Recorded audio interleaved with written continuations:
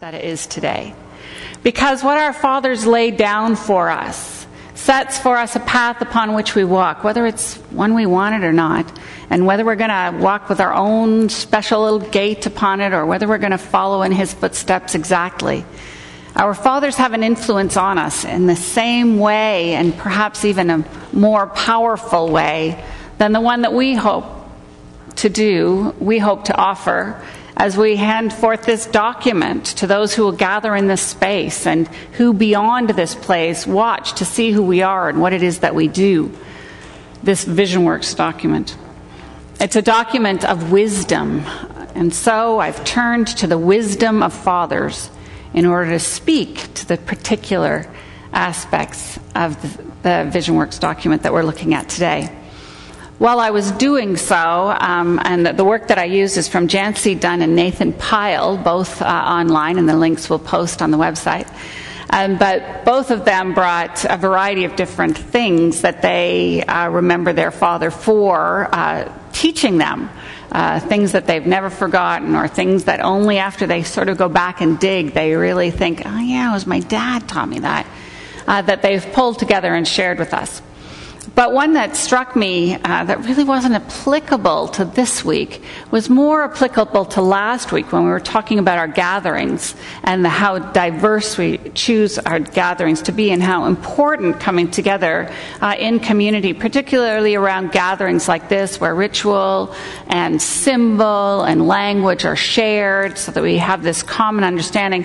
It was a Jancy Dunn one that her father told her never to forget, and it was, don't belittle the annual sack race.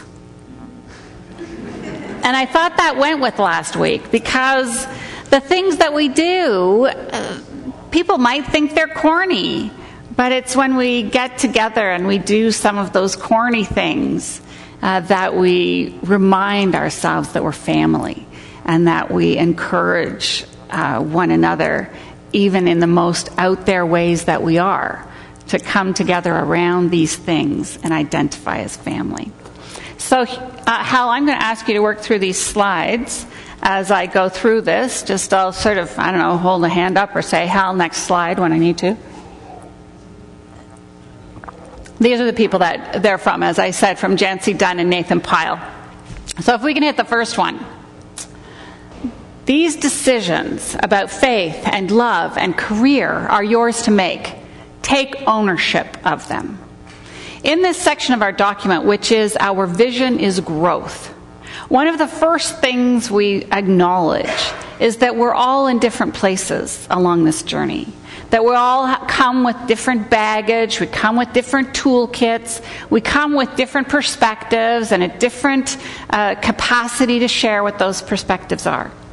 And that when we accept the toolkits that we have and we accept the perspectives as our own and we don't judge ourselves as not smart enough or not quick enough or not deep enough or not evolved enough, we can actually name where we are.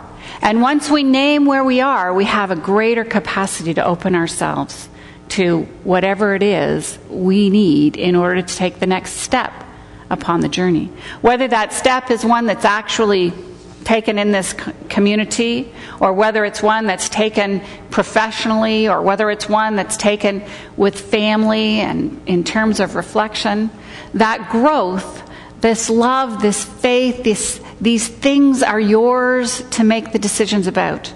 And you need to own that responsibility to move forward. So the idea that it's ours to make is almost a new one, especially when it comes to considerations of faith and religion and gathering together like this, because we all grew up with whatever it was happening in our household, whether it was a religious tradition or a non-religious tradition, whether it was a focus entirely on education or whether it was one that had no interest in education. We grew up and our parents anticipated that we would follow in whatever that tradition was. But maybe not for the first time in history, but certainly in a very significant way, our children, and we as children, had the opportunity to take steps that our forebears never took, to step outside of those household realities and the truisms that came with them in order to engage, embrace, seek out our own truths and then allow them to manifest themselves in our lives. These are your choices. These are your things to do. So own them and move forward. Can we have the next one? Always vote, but never pin too much of your hope on a politician. I liked this one, particularly because of this past week, of course, but because in their wisdom, the people who wrote the VisionWorks document last time noted that our vision is growth. It can be a little daunting at times. There are times when we just want to sit there and do nothing because that's all we can do at the time. Because our resources are scant, because our energy has dwindled, because we're befuddled about a situation in our lives, because our contexts have shifted and changed. And growth be damned. We can't get there. And so whoever wrote this piece, or the group that gathered together to write this piece, insisted that we recognize that there are moments of stasis, sometimes years of stasis. And that we can, even in those times, our bodies, our minds, our cells are absorbing what's going on around us all the time. And whether we feel growth or whether we grow at all, we're in life. We're in life. We don't have to depend on there always being someone to take us the next step or to give us another idea or to boost us on. We can just be. And sometimes when we look at our political landscape and we think there's nothing here but stasis, we have to accept that rushing things forward may not be the way to go either. That struggling with where we are and merely sitting in that may provide us the time to accumulate the wisdom in order to move further. So it may be a bit unfair to hang it all on politicians, but the idea of stasis and our ability of sitting in it and that being fine is a significant part of this section of the document, and one that I think the document would be lesser without that recognition, without honoring that reality, and without allowing us those times of those fallow times where we just sit and come to know ourselves more fully. Hal. This was one that came from Nathan Pyle. The more foods you teach yourself to like, the less hungry you'll be. Simple, but not one we usually think when we're sitting with a kid who's refusing their Brussels sprouts. If we're just able to say, look, you learn to eat those things, you won't be hungry. It's great. Like what if, one day you went outside and all you could buy were Brussels sprouts? If you won't eat them, you're going to starve. We're a community that gathers together to engage those questions of life that are serious and inspirational and challenging. And we have come to find a certain comfort with the way that that's offered to us. The music that we sing is upbeat or deeply traditional. The words that we use to sing that music reflects our beliefs and our desire to create this barrier-free community. They're not words that might be heard in any other church in Christendom, but they're words that mean something to us. And so we sing them here, and we sing them vibrantly, and we continue to seek out ways that we can share inspiration and that seeking after the truth and those difficult questions, opening them up and exploring them. We do that here in a very intentional way. But if you're not here and you don't know how to do that on your own, you're going to starve to death in the realm of the heart and in the mind. So we do, without even knowing it, we open ourselves to all sorts of healthy foods in the category of intellectual stimulation and inspiration for the heart. And if we can get past the language and sometimes the ritual and symbol of other communities that gather together to explore these things too, we can continue to have rich experiences in those communities. And the language, particularly traditional Christian language, that might be a barrier to some of us, might allow others to climb into that place of inspiration, into that source of mystery and something that we don't quite understand. And in the middle of that, we may come to understand ourselves and place our spiritual quest more fully. It was many years ago, 10 years ago actually, this year, that Jim Adams was here. He was the founder of the Center for Progressive Christianity in the States, and he was here speaking on the Sunday morning after the launch of the Canadian Center for Progressive Christianity. And in the basement, one of our members, when we asked, what have you gained and what have you lost through this journey, said that one of the things that he had lost was the comfort of going to other United Churches and being able to fit in, because United Church was the United Church. And many of us have lost that. I'm inviting you now, after 10 years, to see if there are ways that you can find yourself in those communities and find inspiration and encouragement when you're not here. Don't starve for lack of a community that might love you somewhere else, that might ease your heart or might challenge your mind or might remind you to come back here at the end of it. But do seek out those other foods for thought, for love, for hope. The next one, pay attention to anyone who wears a uniform. Jancy Dunn noted that her father was always grateful to those people who generally don't get a lot of gratitude extended to them.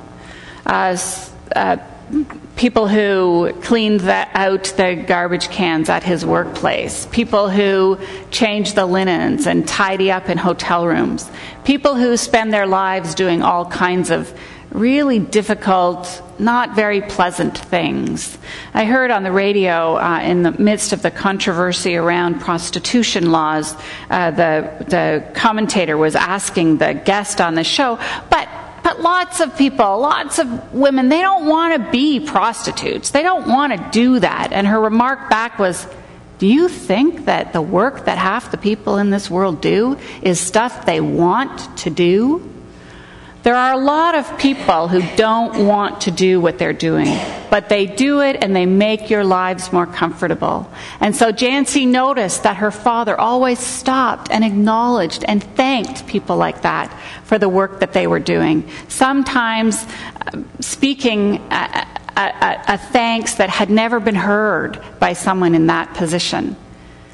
This section of the document is about our values. It's about how we live our values out in our life. And when we walk blindly past someone who's providing us a service, and we don't see them because they're in a uniform and they blend into their environment, we're not living our values. It's one of those opportunities we woke up in the morning with and we missed.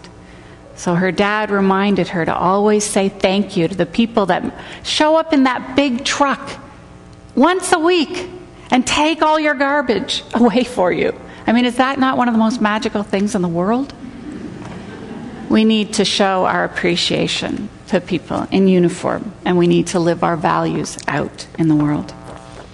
When things go wrong, remember how much the family loves you. We will never be operating in a community that actually does everything right.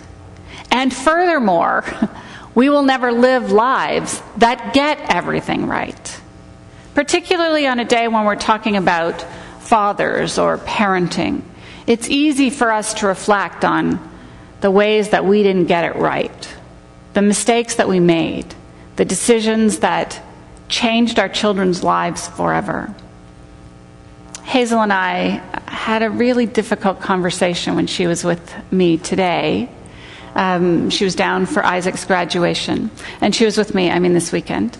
And we had a really difficult conversation about decisions that I made when she was younger, that at the time were the only and best decisions that I felt I could make. But 15 years later, there are still decisions that hurt her. They wove, as I said to her one time, little dark threads into her heart that I wish I could pull out. But you can't do that. And so as we find places in our lives that need to be addressed, whether they happened long ago or whether they're happening now, we are called to respond. We're called to remind one another that we love each other in this community, beyond this space. We are called to love one another because of the value we see in one another's eyes. And whether our mistakes, as I said, are old or whether they're new, the step that we take next can always be a step toward healing when you know you are amidst those who love you. So finding that out, reminding yourself of that, and then having the courage to live within that space of love is something that we need to call ourselves to each and every day. Jancy also noticed that her father always paid attention to anyone who wore a tool belt, because he recognized that there was always an opportunity there to learn something. If someone has a tool belt, they have a skill. And if they have a skill, chances are it's not one that you have.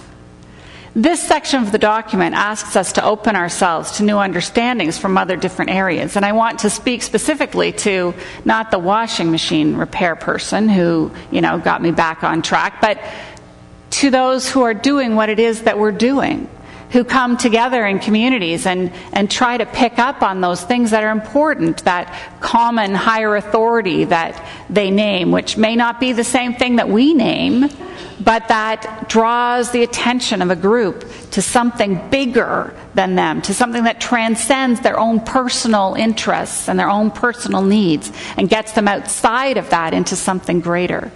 There's lots of communities out there that are doing this kind of thing. They're cloaking it in different language, and their stand-up, sit-down, pass the plate may not happen in exactly the same way ours does, but they have much to teach us. The Presbyterian Church in the United States, I may have told you this earlier, but a few years ago, a couple of clergy people got together and started sharing ideas about what they're doing. And they thought, we should draw together a bunch of people to share ideas about what they're doing that's stimulating growth and interest and passion in their communities. And so they just sort of put a thing up on the net and suggested people come. And they got 80 people, which shocked them completely. 80 people came to learn about what was being offered in other communities. The next year it was 400. The next year it was 600. There's so much out there that people do, and we tend to get insulated and not necessarily open ourselves to something that could be striking, could build us. And I'm particularly aware that being the community that we are, we tend not to look at what's happening in other communities of faith across the country within the United Church of Canada or in other places of the world that we might try on, that we might explore, that we might find worthy. One of the things that Ruth and I were talking about just before the service is the Lead Now organization has started a whole program about studying in solidarity with Aboriginal people, an online program that people can call into and participate in. And if that's not something that we should do, I don't know what it is that we shouldn't do. I don't know what it is. We should be doing that. But beyond that, in Sunday gatherings and so many different ways we can enrich ourselves. But pay attention to the skilled trades too, because they have an enormous amount to offer you. It's okay to watch sports, but don't let them control your emotions. Many of you know that we don't watch a lot of sports in our house. And as Babette has pointed out, I have a particularly snobby person who lives with me who has very little respect for sporting events. But they're awesome times. And hearing Babette speak about what happens in a sporting event when everyone stands up and sings the national anthem together, a spiritual moment that many of them never have. She called it national pride or something, patriotism, but it's a spiritual moment when people stand and sing that song together, in English and French combined, old words and new words tripping over top of one another. That being together in that single experience is powerful. We come together in singular experiences that are powerful. Religious communities do that. They're supposed to be able to do that. And in so doing, they're supposed to be able to touch hearts in a way that changes them, sometimes dramatically and sometimes just a little bit. But it's the emotional part of this that I wanted to bring forward into our conversation today, because it's the emotional part of it that feeds us and can also condemn us. When we take our emotional fervor and press it out into the world, we run the risk of unsettling those that might otherwise be healed, be held, be embraced, be encouraged, be strengthened by just who we are and what it is we have to offer. The fervor of pressing ourselves upon others has taken religion into some very dangerous places and has caused havoc and misunderstanding and violence around the world. And our passions about what we're about should show in how we live our lives, not how we try to beat our message into someone else. Aside from that being inconsistent with our values and unlikely to happen, it's still important that we reflect upon that and that we temper what it is we have to offer, enthusiastic as we may be, so that others feel comfortable approaching, witnessing, and perhaps even embracing the vision of life that we have and that we choose to share. For Pete's sake, stop worrying. It's not just stop worrying, get another beer or pour another cup of coffee. It's for Pete's sake, stop worrying, just fix it, was what came after this. The dad, Jancy's dad, would tell her to stop worrying about something because worrying kept her in this place of immobility where she couldn't do anything about the situation. But if she trusted her instincts and if she actually reached out to do something to make a difference, she could fix it and the worry would abate. As we look at our world and we try to figure out how to be in it, this opportunity to contribute as individuals and as a community will arise every time we start worrying about something out there. How can I respond? What can I do? Is there something I can offer? Who can I call on that has experience here? We can do something. Now I know that I tend to overreact to those things, and so create great long lists for all of you to follow up on. But having the momentum, having the impetus, having the idea, even if you share it with another person, that's part of the letting go of the worrying. The stop line 9, the build relationships with Aboriginal peoples, the concepts of fresh water and encouraging that into the future, the educational gaps between those who have access to the internet and those who do not. The list is interminable. There is no end to that list. But as soon as you start worrying about something on it, there's something that's going on in your head that is inviting you to respond in some way, to pick up the phone, to go to the internet, to connect, to make a difference. We are called to make a difference, and that worrying can cease.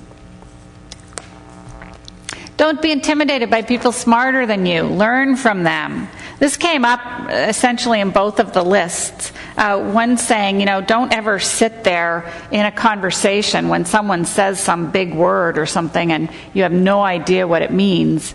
If you sit there and don't say anything, all those other poor people who are around the table at the same time will never find out what that word means. It's your opportunity to say, oh, I'm not sure what that means. And someone will tell you, or tell me a little bit more about that, and you get the information.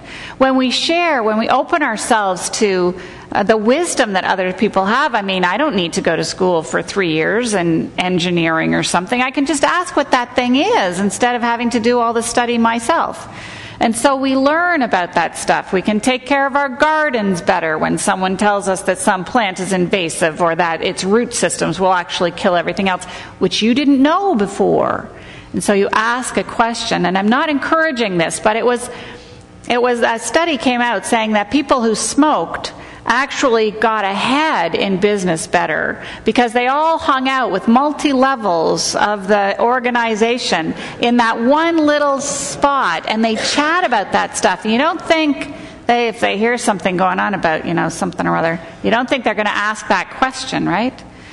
So they ask the question, they learn, they move in the organization. So we should have non-smoking huts for people to go to share that kind of information in a very productive way instead of a very unhealthy way, to make connections between the different layers of the organization, to build trust and to share information. Never think you're looking stupid. The people who ask questions are the ones who look intelligent. When we need to know something, we need to know it.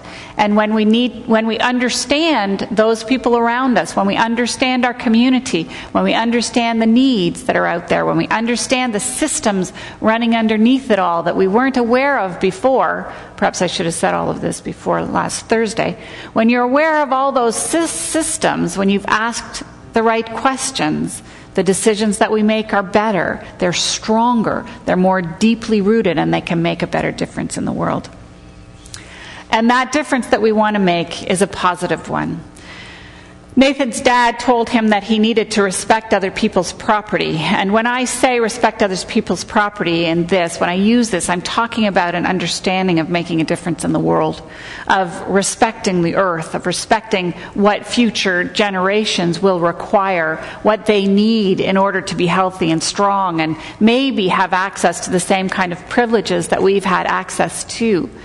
Respecting their property as though it's their property, and it is a significantly important part of our challenge. To live up to that, to honor it in the variety of ways in which it plays itself out in our lives, each different in each other's life, is an important element for us to learn. Learned from a dad and shared with future generations. Respect other people's property. And then the next one, but don't be surprised if they don't respect you. There are lots of places in our lives that we will find a clash with what's going on around us, when what we think is right is not respected by the people that we love, when they even do things to us that we don't value, that actually harm us. We have to find a center, a core within ourselves that can move forward beyond that, because what happens to us and around us is not necessarily a reflection on us. More often than not, it's a reflection on that individual, that community, that system, something that's happening out there. When harm comes to us, it's rarely of our own choosing, and it's often a reflection on our need to have a conversation, to move beyond. And even when that conversation is not forthcoming, even when that resolution can't be worked out, for us to respect our own strength, our own rights, and move on ourselves. I love this. And Scott and I haven't fought since I read it, but I'm going to try it next time. Jancy's dad taught her that whenever she was in an argument with her partner or someone significant in her life, to reach out and hold their hands while they were having the argument. That way you can't throw anything at them, right? But to reach out and hold hands, she said, as soon as that happens, it's kind of hard to yell at somebody when you're holding their hands. The endorphins rise and the tensions lower, and life moves on because you love that person. Even though what they've just done or what you've just done and they're reaching for your hands, even these things can cause conflict. Our world is full of conflict. And when we can get close enough to one another to hold hands, what an incredible difference that makes. How beautiful it would be to look in one another's eyes, someone that you have such disdain for, someone that you would only show disrespect toward, if you had the courage to do that, to look in their eyes and see the human there, and then try to fight with them. I think it's an awesome technique. So Scott and I will let you know. Can you do that at work? Absolutely. I would try that at work. I would be really careful that you had your manager's permission first and the permission of the person whose hands you grabbed, right? But yes, I think it would be an awesome thing to try at work. Anyway. And then, of course, the last sentence of this section I find incredibly moving and beautiful. So I'm going to read it. Yet in joy and sorrow, in triumph and trial. Oh, no, wait. I'm going to start the sentence before that. As we strive to live these ways out as individuals and community, we often soar and often stumble. Yet in joy and sorrow, in triumph and trial, in certainty and doubt, we are not alone, for we travel together in the spirit of love. There's nothing harder than a journey that is undertaken in isolation. There's nothing that will beat your heart dry than taking step after step after step completely alone. We don't do that. And we don't want individuals to do that. And so we seek to reach out, to sow love, to create relationship, to engage, to challenge, to support, to speak truth. And we do it because we are bound together with love and because we are bound to one another as those interconnected beings that work to make this world a more beautiful place, not only for ourselves and all those who inhabit it now, but for future generations as well. We travel together in the spirit of love, and our greatest moments are with the people you love squeezed in around one table. Our VisionWorks document is a document of wisdom, and I greatly appreciate the energy that went into writing it, to reworking it, and now to revisit it. And I hope that as we move forward with whatever iteration of it comes out following the new writing process, that we will always find ways to squeeze in around one table and remember that we are family and we are loved. Thank you.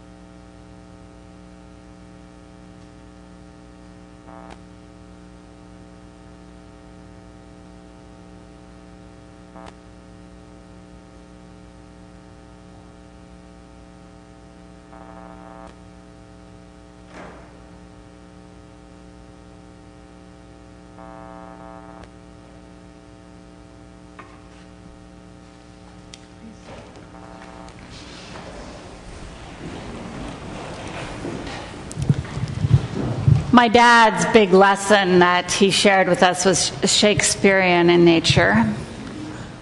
To thine own self be true was his quote that he shared with us all the time. But I think there's a little bit of a problem with that, because you can get to a situation where you never really grow. And so I would say, to thine own self be wise, and then you might be able to move forward from where you are. It's a complex world, and we are each complex individuals within it. And so it requires wisdom to move forward. It requires understanding to grow. It requires truth to be challenged and irritated into the next place, the place where we need to be. So go out there looking for wisdom, for opportunities for growth, for those things that irritate you enough to worry about them, so that you can be called to change the world from where you are, by who you are, in ways that that world needs to be changed.